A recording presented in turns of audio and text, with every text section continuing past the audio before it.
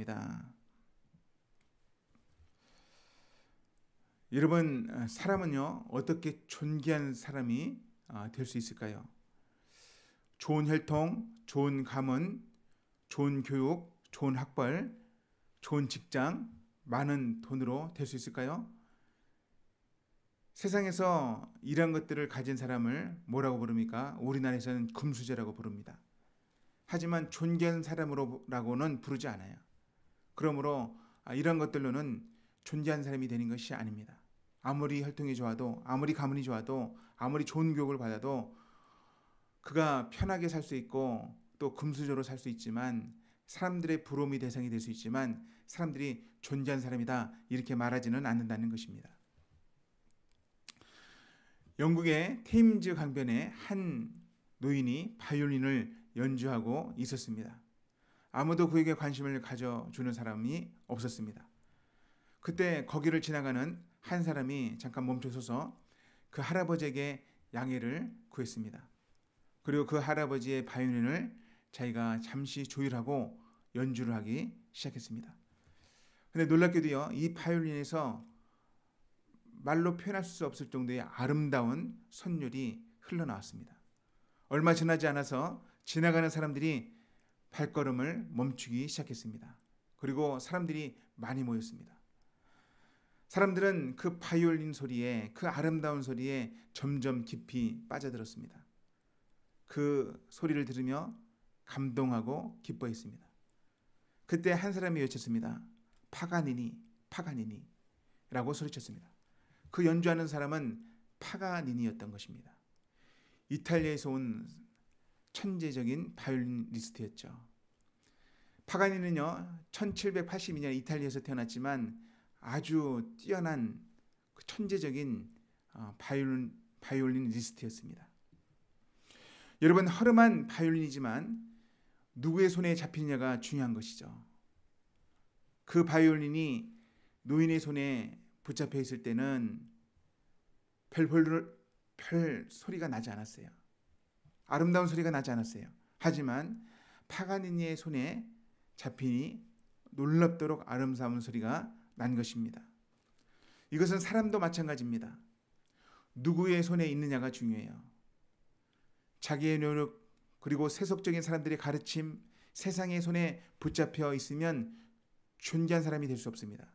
하지만 우리를 만드신 존귀하신 하느님의 손에 붙잡히면 그 사람은 존귀한 사람이 될 줄로 믿습니다.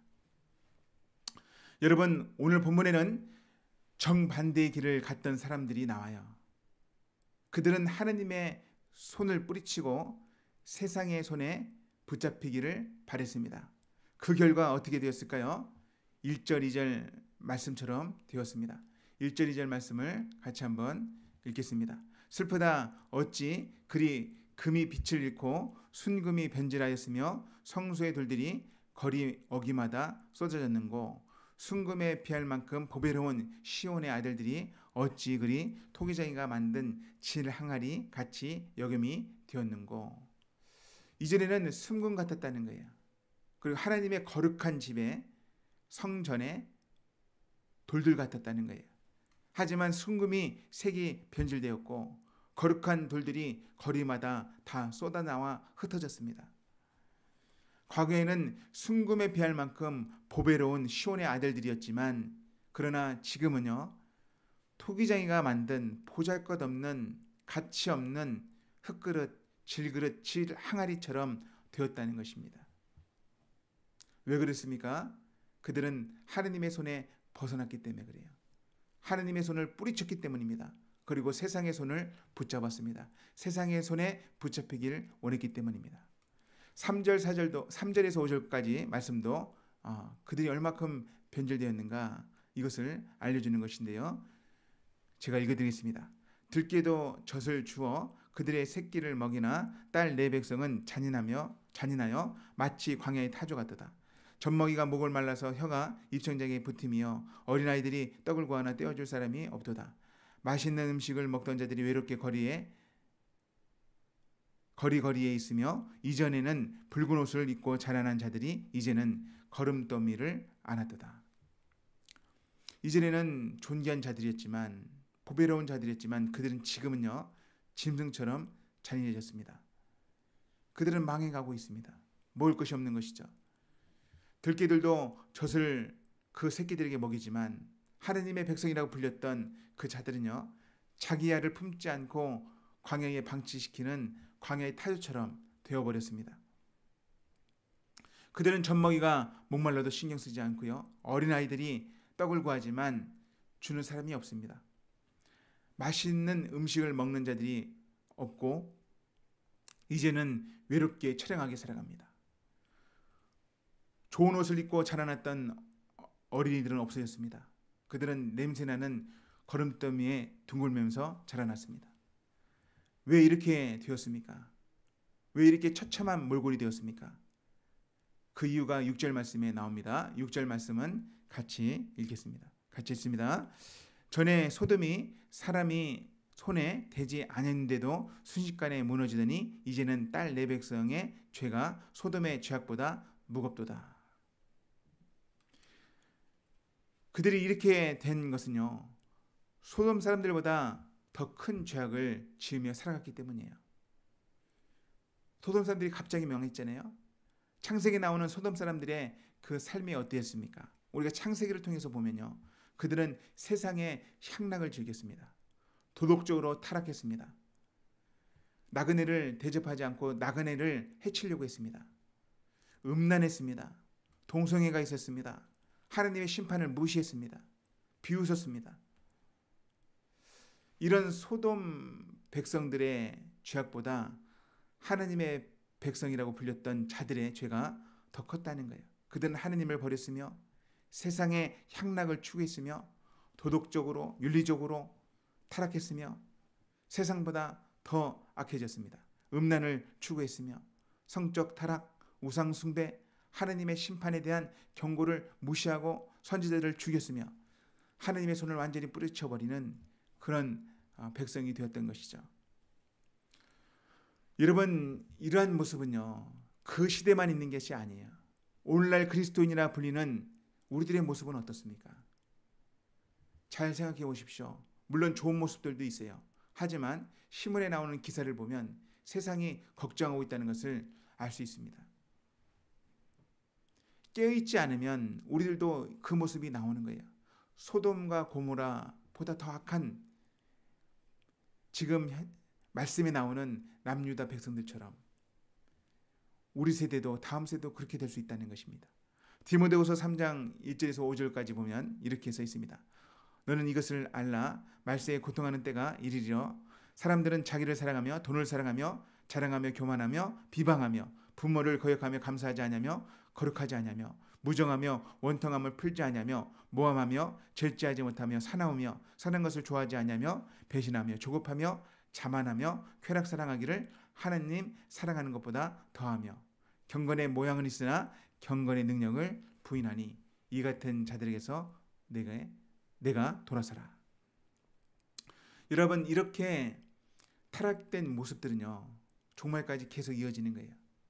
종말은 시작이 되었고 아직 완성되지는 않았지만 끝까지 이 모습은 이어집니다. 깨어 있어야 합니다. 여러분, 이렇게 하나님을 저버린 이 백성들의 그 죄악의 대가는 무엇입니까? 7절부터 10절까지 그 결과가 나옵니다. 그들은 예전에는 존귀한 자로 나시린처럼 아주 깨끗한 사람들로 살았지만 그렇지 않다는 거예요. 7절에 보면 전에는 존귀한 자들의 몸이, 여기서 존귀한 자들이라고 할 때는 나시린을 말합니다. 그리고 일반적으로 존귀한 사람으로 해석할 수도 있습니다.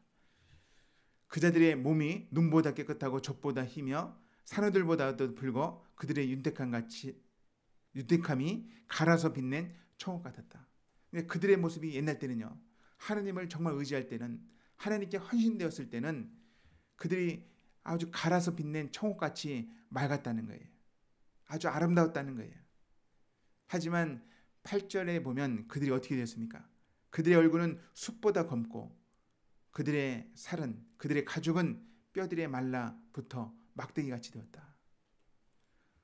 사람들이 알아보지 못할 정도로 비참해졌다는 거예요. 예전에는 그렇게 반듯하고 그렇게 빛나는 존재들이 지금은 수검댕이가 되었다는 것입니다. 그래서 사람들은 말합니다.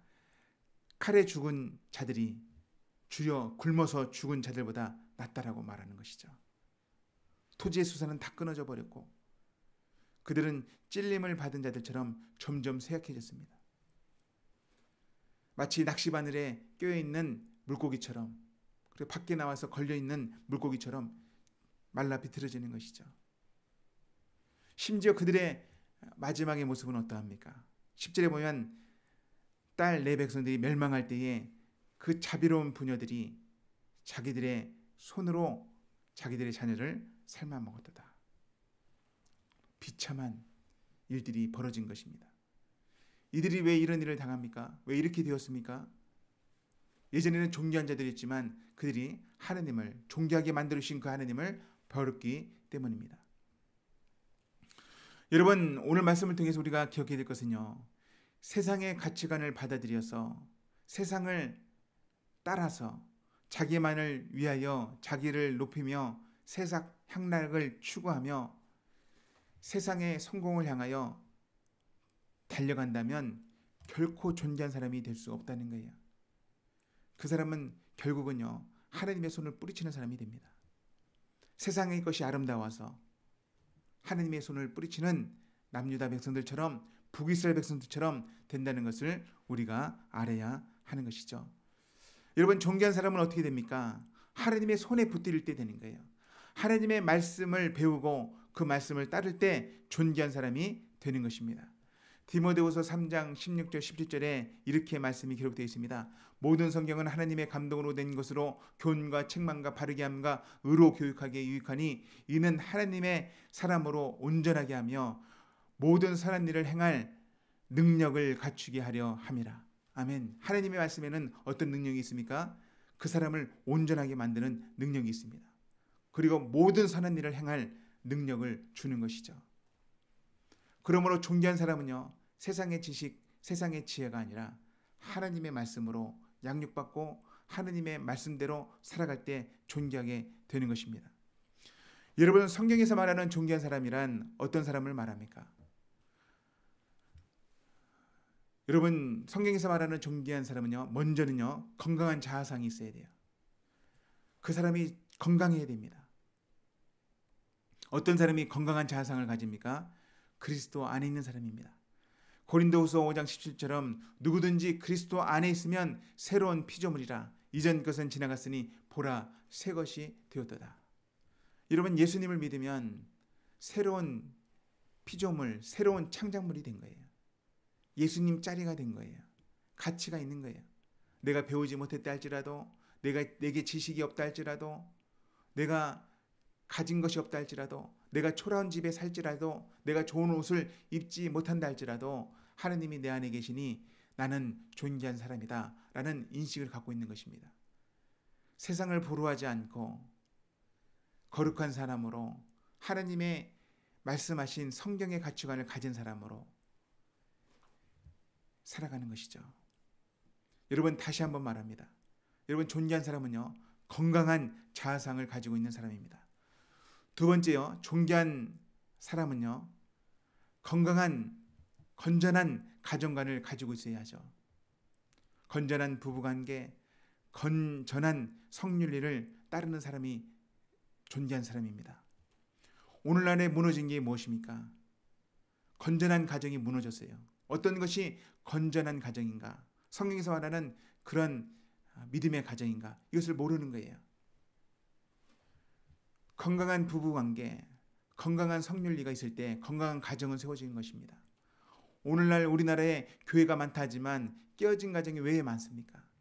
갈라선 가정이 왜 많습니까?